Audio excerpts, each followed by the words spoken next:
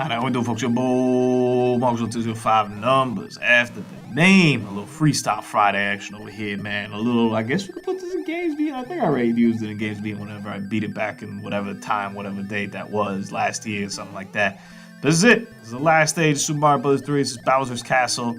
It is intimidating. It is tough. It is gangster. It is make sure you get that last one up right there because you can use it. I mean, that's a really key one up, man. It just shows you, once again, just Nintendo game design. So good, man. They know that players are going to struggle through this, man. They're like, hey, man, if you made it this far, you can at least get a one up, and then you kind of just keep playing over and over, go to the stage, and we're not going to shaft you like completely. I think if you get a game over, you go all the way back to the beginning, if memory serves me right. I'm not 100%. I'm P-winging it over here, man. I have 1,000 items by the time I always get to this point of the stage.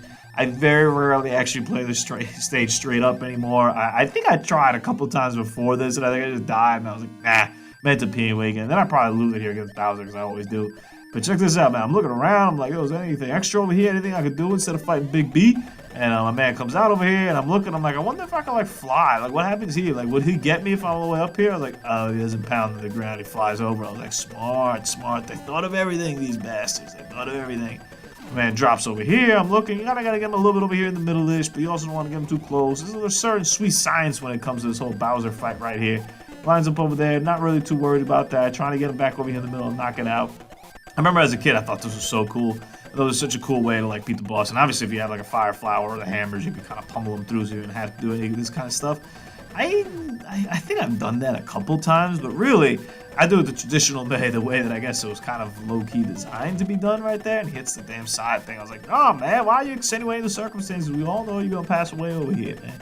I remember, too, like, the first couple times I did it, I was really confused as to what was happening. It was just a different kind of way of beating the boss, and very different from, like, the rest of the game, right, where we were all kind of, like, playing the game, like, straight up and just, you know, jumping on enemies and shooting them and stuff like that, and all of a sudden, it's got a little puzzle-ish type element to it where I have to figure out like how to get this guy out of here, and obviously it's a very simple puzzle, but a puzzle nonetheless over here. You don't want to do what I'm doing over here where you're just like right in his face and trying to like draw him in to like do something basic. You want to go over to the side, draw him to what I was doing before. I was just running a little bit low on the patience scale. I'm like, all right, make it up top over here. Hopefully his little bullets don't come down over here, his fireballs. I'm looking like, damn, this guy's got a shot on him. He goes down. Game right there. Wait for the door to open, and you beat yourself Super Mario Bros. 3, man. I really appreciate everybody that joined me on this journey over here, man. Playing through my favorite game ever. Still holds up. Still is my favorite game ever. I don't know. I imagine someday a video game will come out that will change that. Like, I imagine there will be a game that I will say, hey, this game is better than Super Mario Bros. 3. You know, Black Ops 1, I think, and Black Ops 2 were up there as that. Diablo 2, who I think was on the channel, is up there as those kind of games. Like, kind of top-tier type games. But none of them come close to Super Mario Bros. 3. And I could play Super Mario Bros. 3 all the time. This is my Desert Island game. I could definitely take this to a desert island and just play it over and over and over and over. And that's, to me, what makes it a masterpiece.